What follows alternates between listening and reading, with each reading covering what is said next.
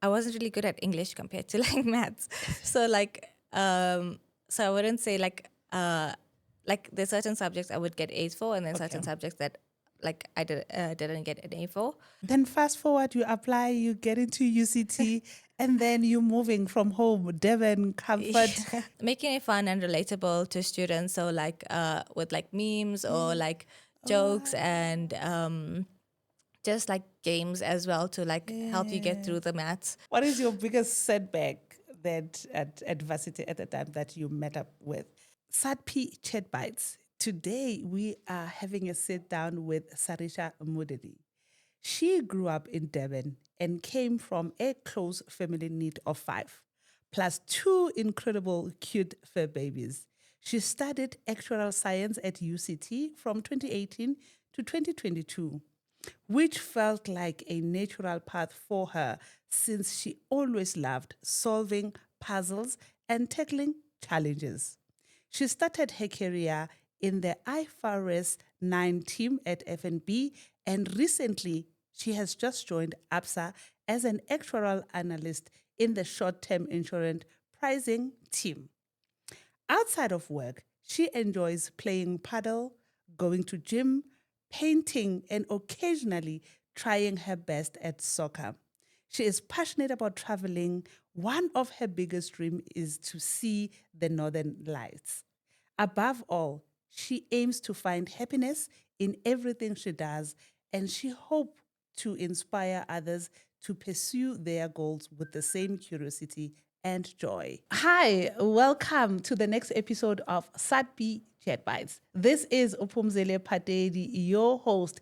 This is not just a podcast, but it is a platform for us to share and show you all the stories of actuaries that we have in South Africa. Guys, there are so many professions, but there is this particular one where even in my space I was like, extra, what? So we thought we're going to bring you the professionals themselves so that they can come share their stories, their workplaces, and actually who they are behind that big name, Actuarial Science. It's either an actuary or Actuarial Science. Guys, this qualification is one that is not for the faint-hearted. Hearted. Yeah, yeah. So I have my guest here. Sarisha, how are you? Hi everyone. Hi. I'm good, thanks, and you? You are fairly new in the profession. Not very Yeah. new, but you're only now starting like getting into the profession. But how is you coming here with us today? It's exciting, a little bit nervous. Welcome. Same. I'm always nervous. With the big smile and all that, we fake it Yeah. well, but we feel the same. So Yeah, you I'm are here excited. today. Yes. SAADP, you know about the program because Yeah. you've been part of it. Yes. And you know how they've taken care of you. Mm-hmm. So they thought that they must start this. The reason behind this is, the profession it's not small. It's there, it's big, it's growing. But most people, when you say doctor, teacher, somebody will immediately tell you, oh, I know this teacher, I know this doctor. Yeah. But when you ask somebody, an actuary, they're like, What's an actuary? who? What? So most don't even know one, Yeah. but they are there. So we wanna shine the light Yeah. on actuaries and also actual science as a qualification and as a profession after qualifying. So before we go there, tell us, who is Sarisha? At home, who are you? Who's this girl? So basically, I grew up in Durban with my family. Yeah. I have 2 doggos, and they are my babies. Yes. And yeah, so I love doing fun things. I moved to Cape Town in 2018 to study Actuarial Science. It was quite an eventful journey. I feel like I really found myself in my Cape Town experience. Okay. And coming from Durban. Yes, coming from Devon. And then I moved to Johannesburg to start the working life here. And yeah, so in my free time, I enjoy playing sport. I'm not very good at it. I just find it fun. So like paddle and soccer mainly. And yeah, just catching up with friends, traveling. Yeah. Yeah. And being active. Yes. Sure.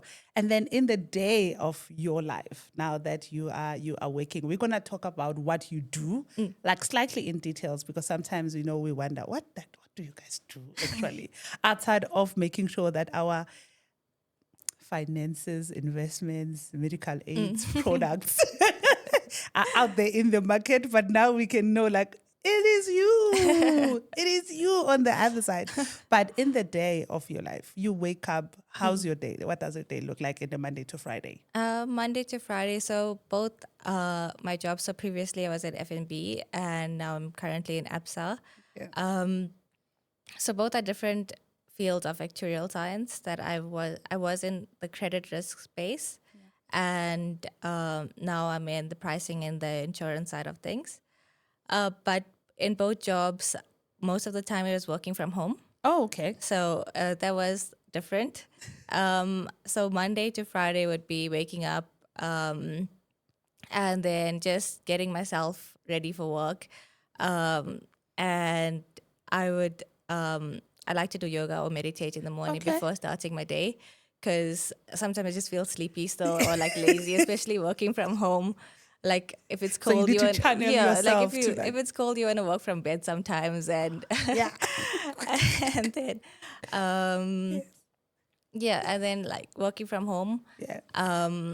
After the working day, it's gym, and so my friend comes with me to gym, so we go to gym together. Okay.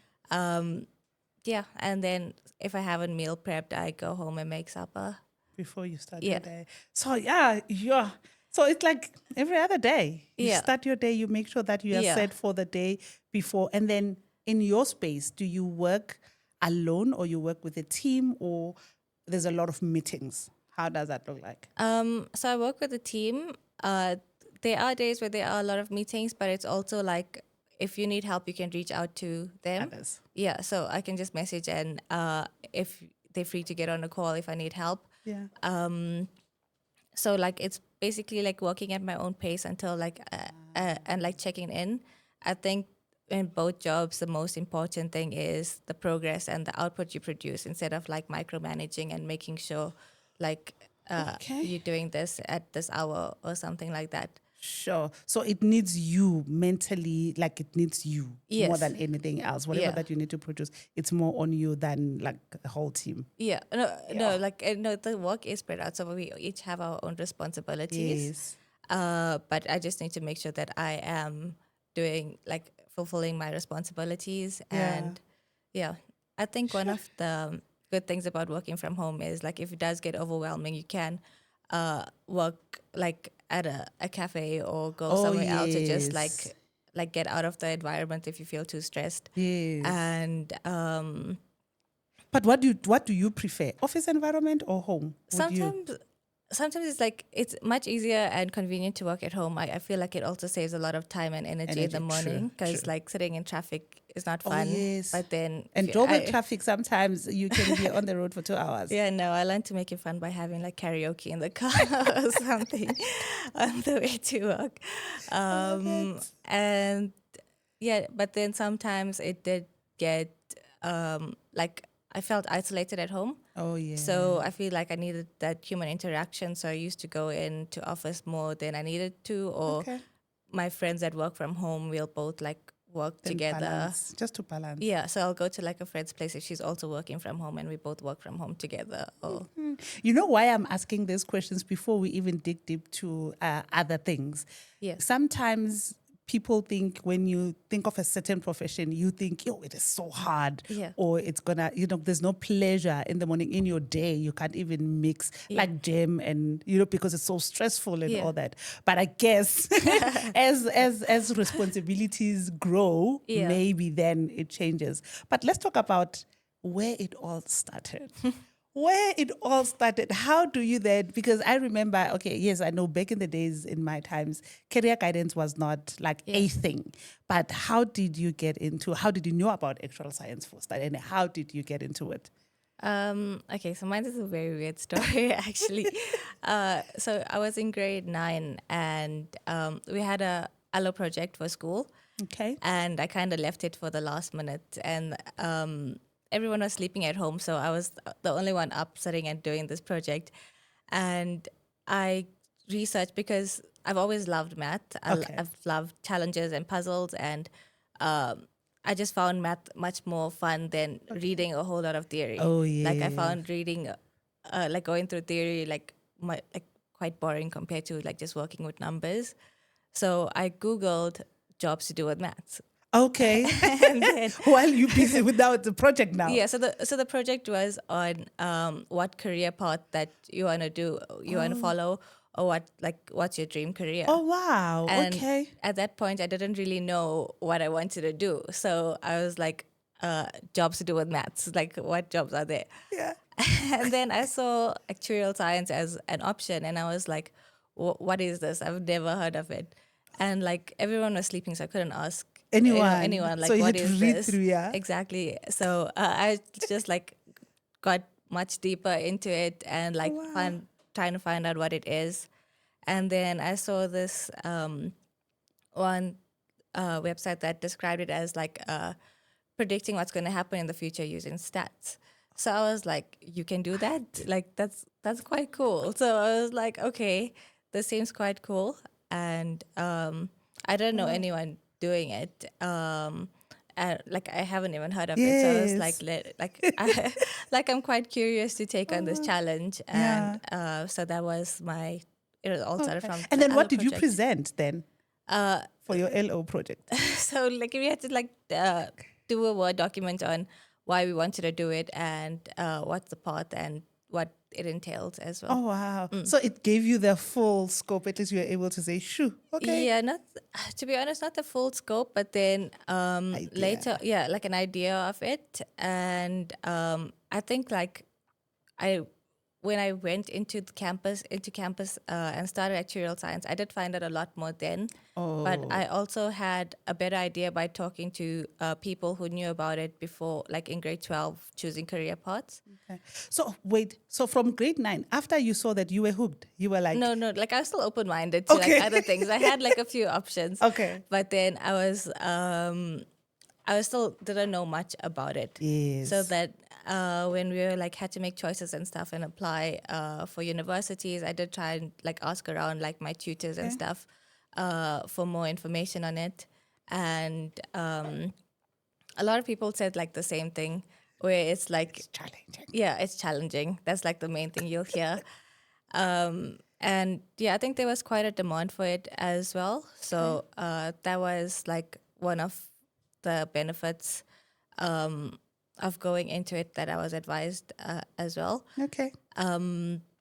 Because yeah, like the job market and stuff, Yes. like if it's in demand, I was like, it's also a good option. Oh, wow. Then fast forward, you apply, you get into UCT, and then you're moving from home, Devon, comfort, your friends. And have you been to Cape Town before you go? No, it was my first time going to Cape Town when I went to study in Cape Town. Okay. Yeah. And then share the journey, because I think what we also try to do, most students would be looking up to you to say, oh, if somebody from, Devon to Cape Town, it's doable, because some students, or when you are from grade 12, thinking of applying further than home Yeah. can be scary, Yeah. and there are challenges, but there are positive. So share with us, how was that transition for you from home to be independent? Go! Like I mentioned, I like travel. So like moving to Cape Town was a bit more exciting than scary. I was sad to like leave my parents, but at the same time, it's like a 2-hour flight away. It's yeah. not, yeah. Can come home anytime. So I was very excited. Yeah. I think studying away from home was one of the best decisions I've made for myself. It was an adventure, and I love adventures. So it was interesting because I also didn't really know anyone in Cape Town, Okay. and I used to be very shy. So I think I was also forced to be in a position where I have to grow personally and like come out of my shell to meet people, to get to know people, to experience life in Cape Town. So it was a very big growth journey for me personally. Yeah. In a lot of ways. Like even so from cooking and cleaning and grocery shopping by Oh myself to yes, like there's managing that. studying. Like grocery shopping was so shocking. Like I went when I went for the first time, I saw the prices of things and I'm like, what? What? Like I don't know how my parents raised three kids because I was Wow. like the price of cheese. Like what do you mean? And So it so opened your world in the yeah, bigger it schemes is. of things. Yeah, I felt like it made me more aware of reality Wow. and what's the real world like. Like, Yeah. sure. And then challenges? I think time management because it was like balancing work and life that was challenging in terms Yeah. of time because like now I have to wash dishes as well As well as and then homework. yeah, or like when you're coming home from school the food's not ready, I have to do it myself and um so it was time management and also like I said, adventure. I wanted to like if Yes. something was going on, then I wanted to try and like live my best life as well. And but And yeah. it was like, nope, nope. And where's the profession that you are studying for? It's also demanding. Yes, exactly. Sure. Um so yeah, I think the time management was a challenge. And And balancing your now personal life and individual, like friends. yes. So tell me, now you're at school. How was your grades, primary, not primary school, high school, where you were a student and all that? And what was the difference when you get to your first year? Was it a big Oof. shift? Was it a big shift? Or you're like, I'm the girl? For me, it was a big shift. Well, like for me, most of the years I was like an A student. But for like towards the end, it was more. I wasn't really good at English compared to like maths. So so I wouldn't say like there's certain subjects I would get A's for, and then Okay. certain subjects that like didn't get an A for. Um, but yeah, I would like for me learning math was fun. So Okay. I did look forward to it, and I like always had an A in math. It wasn't that Not a big of a yeah. challenge. Yeah. And then when I went to university, like doing the work like in the lecture room, it seemed okay. Okay. And then, but then when you go home or like you actually practice more examples, Yeah. it's not okay. Like Like, it why did I was get it more when I was? challenging than I Yeah. expected. Yeah. Like I think it for me it was also like at school you could do a few examples and then like practice past papers and it's like the same method Okay. throughout. But then at campus it was different. I felt like I needed to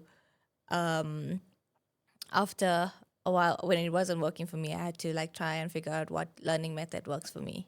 Oh, okay. Yeah. So at least you were able to say, okay, this is not working for me. I Yeah. need to figure out. So were the people helping you? Did you get a mentor? Did you get somebody who can assist you with that? How, other people will get stuck or Yeah. other students will get stuck and not think like, okay, what other method will work for me? How did you then think, how can I find something else? So in my first year of campus, it was more like I didn't realize it at the start. Okay. So it was more. It became like like when it came to exam time, I realized, oh shoot, like this is quite deep, and I was like, I have a lot to catch up on. Yes. And then, but I just ended up playing catch up for the rest of the year, and unfortunately, like I didn't pass like my main courses in first year, and then when it came to my second year, I was like, I need to change something. So I did reach out to people who Okay. did well in the course. I reached out to people who were like a few years ahead of me. Okay. And then I asked them for advice. We also had tutors and stuff at campus. So I asked them for advice on Yeah. like what would work best for this course, and I got What can you guidance. change? Oh, Yeah. no, yeah. So, what setback did you? What is your biggest setback that at varsity at the time that you met up with? I know you spoke about consistency that you needed to continue do the best you can, but what was the biggest setback at varsity, and how did you work around it? And I know you speak about exemptions where other people don't even know what else can they Yeah. do so that you're gonna qualify at the end of the day. I think so. One of my setbacks was when at that time at UCT, if you failed one of the main courses, then you had to move out of actuarial science. And then, so like when I had to move, I was kind of very sad because I was like, what am I doing with my life?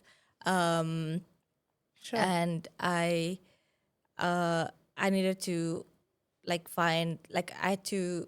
For me, it was a lot of personal work with finding my reason why I'm reminding myself what the reason Why I'm here. why I'm here, as well as yeah, like thinking of my long term goals, and just getting back on track in terms of studies. Yeah. So yeah, and then in second year you had to get like a certain percentage to get back into actuarial science. Sure. And then I managed to get it in second year, and then in third year I moved back into actuarial science. Okay. And yeah, so in terms of the exemptions that you mentioned, if you do like really well in a course at campus, or if there's like set marks that you have to get in order to get exempted from writing a board exam. Oh yeah. So a lot of people, like when I started actuarial science, like everyone told me like what it like an overview of what it is. Yeah. But I didn't know that when you consider an actuary once you fully qualify with the Actuarial Society of South Africa. Yes. So I have to finish all these board exams, and So you not just qualify when you're done with your degree. yes, there's there like is another. yeah. Okay. So there's like a criteria that's on the Actuarial Society of South Africa website that you can read to find out what it is, what you have to do to become a fully qualified actuary. Okay. And so when I first started, I wasn't aware of this part of it, and so I didn't realize the importance of exemptions. Oh wow.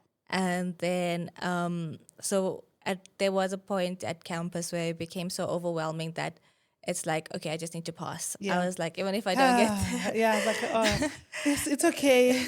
I want my A's, but can I just pass? exactly. So like even if like I don't get the exemption now, I can always write the board exam later. Yeah.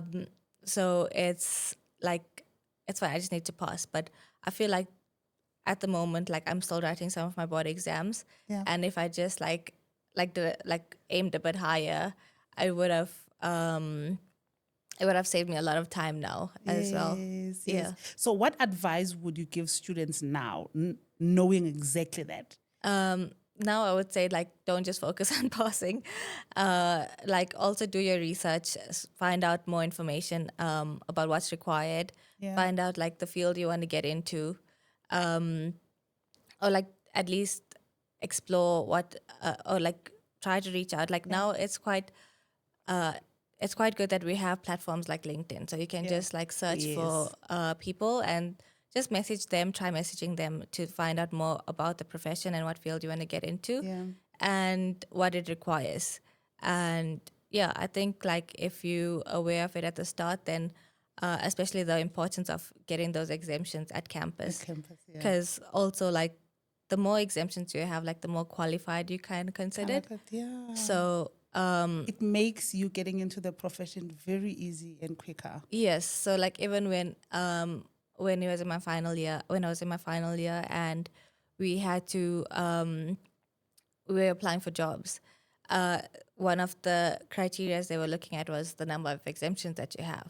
So I didn't have as many as like the rest of the people in my class, but so like I think that a lot of companies also prioritize people who had the more exemptions. Sure. And that's key. And I don't think these are the things that we talk about. Yeah. And I think for like anyone who needs more motivation to get the exemptions, like the more exemptions you have, the higher your starting salary is, which no one like also mentioned. But if you need that financial motivation, then that is it. Yeah. I like that. Yeah. So, sure, that's interesting even for me. Yeah. You know, I don't think I've looked at it like that. Yeah. So, and in all the academic space, I don't think we just focus it. You get so tired, all you want to do is pass. Yeah. But you don't think, what would this me passing well, what would it do for me Yeah. when I finish this particular degree, when I'm starting to look for Yeah. employment? Sure, thank you for that insight. Actually, that's a good insight because, okay, I'm not going to talk about me. Let's leave me out of this because school at my age is not fun. Let's talk about mentorship. Mentorship, I think now there's a lot of coaches, but there's also where you are not formally mentored. Yeah. Where, like you were saying, you would ask your seniors, you would ask other people for help, but people don't think of mentorship, how important mentorship is. Share your journey from qualifying and also possibly now that you are a professional, that you are working. What does mentorship mean to you? And for other people, why should they consider getting a mentor? I always say, have board of directors in your life, in each and every space of your life. So whether financially, get somebody to help you. Yeah. Love life, everywhere. Have a board of director for each aspect Yeah. of your life. I make it easier like that on my side. But let's talk about mentorship on your side. Okay, so for me, mentorship will be like having that support, not just like technical support, but also the emotional support. Or like sometimes if you're feeling discouraged, they can help you find your motivation again. I think also having someone who's been in the same path as you, they can give you guidance. And I think it's also important, like when you get opportunities to network as well. And yeah, I think like having a mentor, Is important. yeah, it's very important. Yeah. Okay. And it for me, I always says mentors come with cheat sheets. They have already, a cheat sheet to say, not like to cheat per se, Yeah. but you don't have to repeat any like mistakes that other people have done Yeah. because they take time to learn the trade, Yes. learn the skills. Yes. And when they mentor you, already you can just follow some tools Yes. and skills, and then it gets you on the other side. Yes, it's like in life when our parents have gone through life and they can give us advice. Like having a mentor, it's like having a parent in the working world. Hey, it's just like with parenting is like, hi, you are just being a parent. I don't know that dynamic. Yeah. You are right. I hope young people out there, I hope they can take their parents as mentors. Yeah. And just like remove that thing that it's a parent. Yeah. Because when they share something, sometimes those are the things that would help you in the future. Let's talk about SAADP. Yes. How has SAADP then propelled your career? SAADP has helped me a lot, like a lot. I think from like the mentorship to the financial support, Yeah. it doesn't only impact me. Like, Yeah. especially like with the financial support, it takes away that financial stress from you worrying about like how is this going to get paid, and you can focus more on your studies. But not just me, like from my parents as well. Oh, yeah. And then so that helped a lot. In terms of mentorship, they helped with like guidance, and if I needed advice, especially when applying for jobs and stuff, I could reach out and get career sites or more information on jobs that I wanted to. And they they're really helpful in terms of like if you need advice on, like for instance, when I got the offer for my first job, they were willing to look at it, see if I'm getting like I'm not unfair. Nothing is unfair. Yeah, it was SAADP has been really helpful throughout the whole journey. Okay, that's good to know. Yeah. Because on my side, I also work with SAADP on the marketing side, branding Yeah. and marketing side. And also the focus that I've seen, it's always about the program, mentorship, the program. But it's nice to know that they extend themselves to that regard because some other bursary program is like study, get out and move. Yeah. So that's nice to know. And I think this is why we're doing this, why we get alumni to come, why we wanna also get into funders and everybody to come. Yeah. So that the insights that it's not your day-to-day work of SAADP can come out. Yeah. To say this is what this program is doing because how it helps others so that other students can like not just be attracted on the profession, but they know that I can be supported Yes. and I can have somebody to take care of Yes. me fully. Let's talk about transformation and representation. I don't have stats, but I've seen that more actuaries are males. Yes. There's more males than female. So how do you see transformation, and how is SAADP helping maybe in transforming? Do you think, is it transforming better? Now, are you seeing more females coming into the profession? And now that you are at work, you see, has it changed or? So to be honest, well, like the whole female male, with the being in an environment that's male dominated. Yeah. I'm fortunate enough to not have been treated unfairly or differently. In the working world, it is more males than In females. general. Yeah, Aha. I have experienced that. Yeah.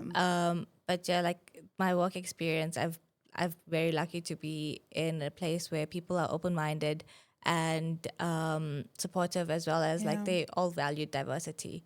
So even though there were fewer females, it's I don't think I was treated differently Yeah. because of being a female. What do you think we must do for more females to get into the spaces where there's a lot of males? Why there's still this whole gender issues? Is it because, I don't know, most women are not applying for or studying towards the professions that, because I think there's access. I feel like Yeah. now there is access to education. There is, like, to be honest, even in my campus class, there Yeah. was a good mix of males Men and females. Yeah. So I think maybe in actuarial science in general, I'm not too sure why there's more males, Yeah. but from what I can think of, like maybe they don't have much information on the course, or maybe they found something else more interesting. Maybe it was just a personal choice. I don't know. So that's a good insight that I think we need to check. I'll ask the team to just double check Yeah. the numbers, Yeah. and if there's anything that, like SAADP, because they see young people from grassroots level, they go to high schools and all that, so that they can find a way of encouraging more females, because it's doable. Here you are, like really, it's doable. Here you are. So what role do you, like now talking about you, what role do you think young actuaries like you should play in the space? Now the social media, we can, from marketing, I can market anything. I can market any brand, but you are the profession in the space. What role do you think you guys can play to really promote and shine the light on your profession? I think so. Like we basically combine data with technology and like human insights. But I think like now with AI, especially, like we can use that from moving from traditional number crunching to more real life problems, or like financial inclusion and sustainability. I think we can also move to more innovative and forward thinking ways with using AI in more like a responsible manner, instead of like not changing judgment, but just enhancing it. Okay. Yeah. So I think like we are in a good space now where we have access to these resources, and we can definitely make the most of it. Yeah. Yeah. Okay. Now, let's share the light. So you're working for ABSA currently. Yes, I just started at the start of this month. You started when? At the start of this month. Yeah. And then your position, you are an actuarial analyst Yes. in the short-term insurance pricing team. Yes. What does that mean? What if somebody will say, what do you do? So currently, I'm still learning a lot because it's my first time in pricing. But if we work with short-term products, so like say household, we price the insurance for those products that you take out insurance with ABSA. Okay. So okay. so I still have to learn quite a bit more in the insurance pricing side of things, but I do have more experience in the credit risk space in banking. Oh, okay. Can you shed the light as well on that? Okay, yeah. So like Yeah. with the creditor space, it was very interesting. So we as consumers, like also like when you take out a loan, we know what that process is like. Yeah. But then, as in the role I was in at FNB, then I got to see like the technical behind the scenes of what it's like if a person takes out a loan. So, Sure. for instance, if you take out a home loan, we work from FNB's perspective and like, okay, you took out a loan. What are the chances that you're not going to pay your loan? When are you not going to pay your loan? If you don't pay your loan, like, how much are you going to owe us? So like the bad debts kind of thing. And Yes. then so how much does FNB need to keep aside if you default on your loan? So like Okay, because FNB still needs to, or the business still needs to make sure that it caters for everybody else. yes.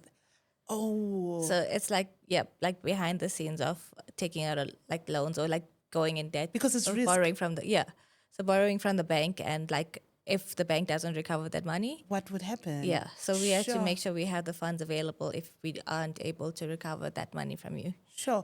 Then, okay, question that just popped in my mind. Would it help if people like you also teach people about debt like that so that they can understand why people must, if you take loan, you need to plan well and be able to pay it, because if you don't, and if 5 of you or 10 of you don't, you are also affecting the business in this way. Yeah. And it may affect everybody else. And why would it be something that maybe that should be done by you guys, or somebody else must do that? I think it is nice to inform the consumers of like what's happening or like Yeah. how it impacts the business and like the economy if this is if they are unable to pay back the money they borrow. But Yeah. at the same time, the banks do have their checks in place to make sure that I are you likely to default or not? Or not, Yeah. yeah. Sure. I think it's key because sometimes we look at things one-sided, Yeah. like I would know if I default, yes, obviously it will be, I will pay more in the future, and then it will affect me more Yeah. as an individual. But sometimes we don't even look at businesses themselves Yeah. to say, okay, guys, this is business and it's there and it's helping the economy Yeah. in different things. So if we know both sides of the story, I think it could also assist us. So Yeah. let's talk about then. Yeah, I think we must have you back when you are already settled at ABSA, so that you can come back and say, okay, guys, as an analyst now, this is, then you can come and share and Yes. analyze some of the things that would be interesting for us Yeah. to know. You know what interested me in working with SAADP? I think these insights, it's me sitting here like, okay, I know I have a policy or I have a loan, but I know somebody else who now price it for Yeah. me, and that they have me in mind Yeah. and the future. So that's a fun fact about why I It's love quite interesting. I love this podcast. I really love what I'm learning. So let's talk about projects. Now you're at ABSA, you've been at FNB.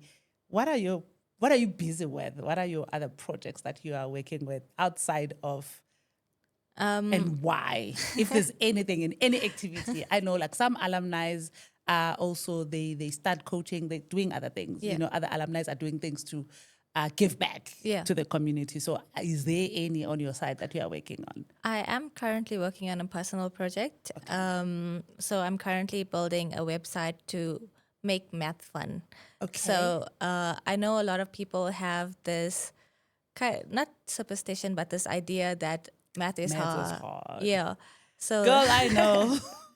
and I feel like sometimes in school, like people just had like this idea that if you're good at math, then you're automatically smart, or like they used to fear math because they're like, oh, it's hard. And it's like it's for the smartest in the class. Yes. It's not for everyone. Yeah. And but I never like, for me it was like more fun. Okay. So the website I'm building is to help like replace that fear in math and to like turn it into like something people would find, the students would find fun. Okay. So it's called Lekker Math. So it's As in lekker, like yeah, like Lekker. So Okay. it's maths, but it's lekker. Okay. It's very Love it. it's like I'm customizing to the South African syllabus and making it fun and relatable to students. So like with like memes or like jokes and just like games as well to like help you get through the maths. And like, yeah, just to like look forward to it. Amazing. I hope SAADP, I think when you are done with it, Yeah. I think this would be nice because I know how, sure, not only actuarial science profession, but your accounting doctor, I think there's a Yeah. lot of learners who are dropping at maths Yeah. because they think it's hard.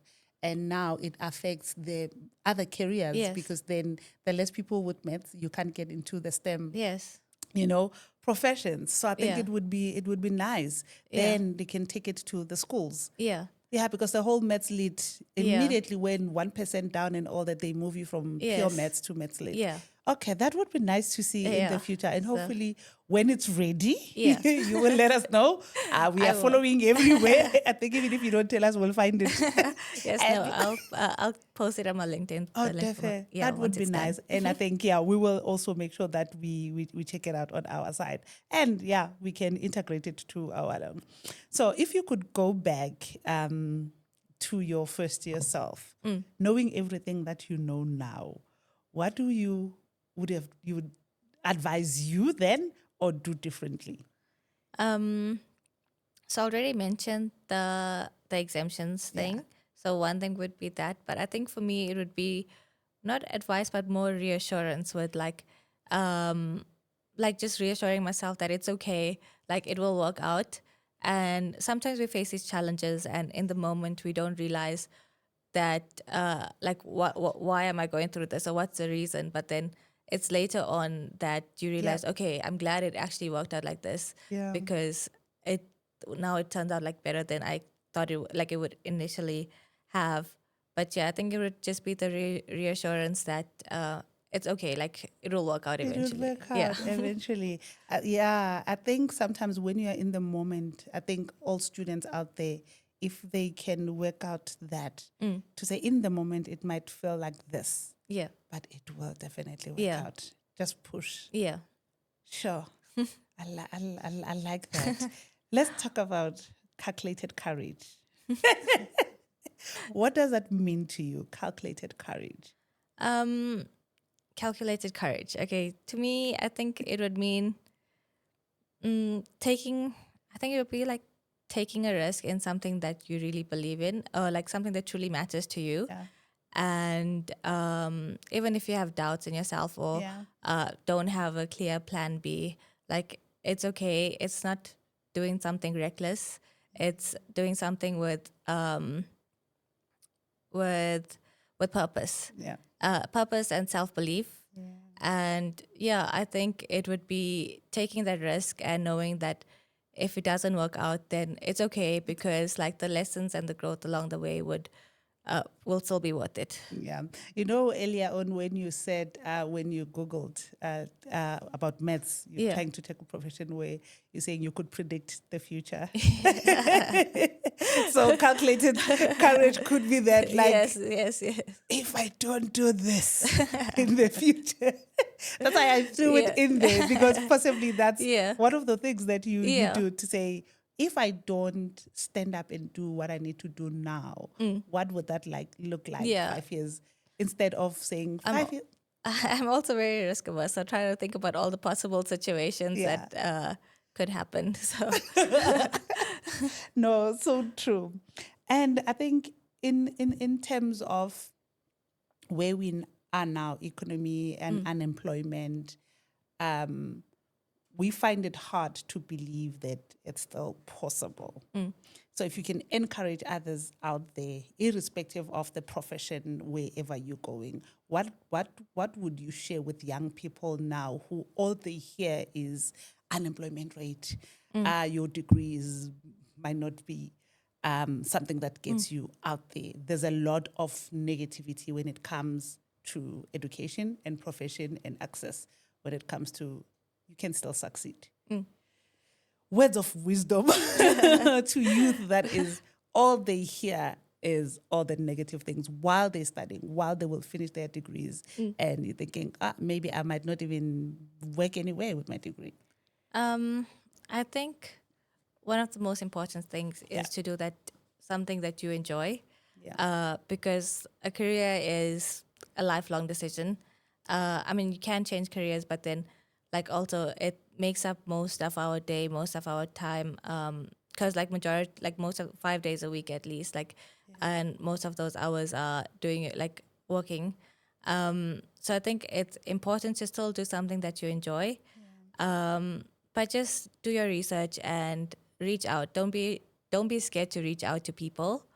I think people are very helpful, and getting that advice and that insight that you can't just get on Google, Yeah. that from people itself in the industry. So just making use of whatever platforms you can now, and I think talking to people helps a lot. It does. Yeah, And if it's not people, I like where the world is going with AI. Mm. And if you understand AI and use it positively and not be scared of it, that it would Yes. not replace anybody, Yeah. it's there. How can you work with it? My other input would be AI has also become every other profession or that you cannot access. Like as an example, I think we do that with my daughter a lot. If I'm struggling with a certain not idea per se, like let me say costing. If I Yeah. have to cost something and I don't know how, if you ask AI everything to say, Yes. it will take so much time, da da da da da.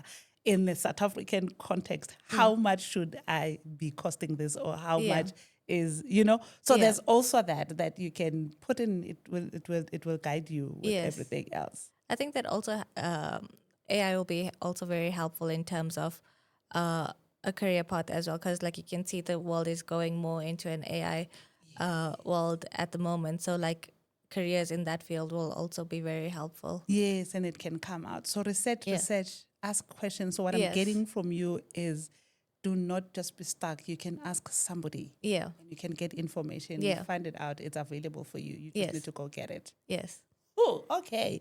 Fun facts about yeah. you. Yes, sorry. No, I was just gonna say that you're not alone in the journey, because there's so many people that are in the same position, and sometimes you do feel isolated. Yeah. But I think you'll only know once you reach out, or like just try and put yourself out there, Then that you'll you'll learn. find. Yeah. Sure. Great one. Fun facts about you. If somebody is like people out there, if there's something that they don't know about you and you're like, guys, this is one thing that my family, friends, and colleagues might not know about me, what would be that fun fact about you? Outside of traveling, fur babies, and soccer. So what would it be? So wait, so something like families don't know? Or? Yeah, it could be anybody who doesn't know about you. This is a hard one actually, because like my family and friends do know quite a lot about me. You, yeah. Because you see, okay, we Googled you, we checked out. We see that you are such a fun person. You are fun, you are outgoing, you are not reserved. As much as you look reserved, Yeah. but you are not. Right? Yes. Okay, I guess I found I like to live my best, try and live my best life and have fun. A weird fact that I don't know if my colleagues would know is I like tattoos. Yeah. You don't have one, hey? I have a few. Okay, you see, I like that. And then night or day, what do you like the most? Do you enjoy nighttime or daytime? So to be honest, like in campus, I kind of exhausted my nightlife. I became like very tired, but at the moment I prefer more daytime things. Okay. So trying new food places, just exploring. So making the most of the day. Oh, okay. And then what else? Tea, coffee? I never used to like coffee, and then recently I did start drinking coffee. I was always more a hot chocolate person. Oh, okay. So I still think I am a hot chocolate person. Like, But now you just drink tea a lot. yeah. Now you just move a bit. Yeah. Okay. Oh, wow. It was so good to have you here. And thank you for bringing you, so much more, because I think what I got from you is you as a person and how you journeyed through from your high school to varsity to you remain self. you always bring your best. And in your day, when you're saying in your life, in the Yeah. morning, you start with you, Yeah. your yoga, making sure that you prepare for you first Yeah. before you start giving the world Yeah. you. Sure, I'm excited. So we're looking forward to have you more. And maybe one last question. In the alumni community, please, please, please share and tell us, what would you guys be doing to make sure that SAADP is getting more students and also getting you giving back? I think in terms of us giving back, like there were webinars and Yeah. like these podcasts to help inform students. Yeah. I think in terms of like getting more students, there are like the website, you can find out more information. If like word can just get around to more schools and Others. stuff, then like if the kids are more informed, then I Yeah. think that will be very helpful. And they can always go on the SAADP website to Get the information. And information then would and you be available if, let's say, at SAADP is inviting you when they're doing career days? Would you yeah. be okay? I should be here. You should be Definitely, there yeah. so that they can see one. We don't talk about you, but we can there's one. There's an Yeah. actuary. You can see one. No, thank you so much. It was a pleasure to have you here. Thank you so much for having me on the show. Yes, and it's a wrap. Please continue to follow us, subscribe, and like and share, because this information here will help that one student or that one child who is looking for a profession that they don't even know of, but you can use this platform to share the information. And thank you so much. This is SAADP Chat Bites.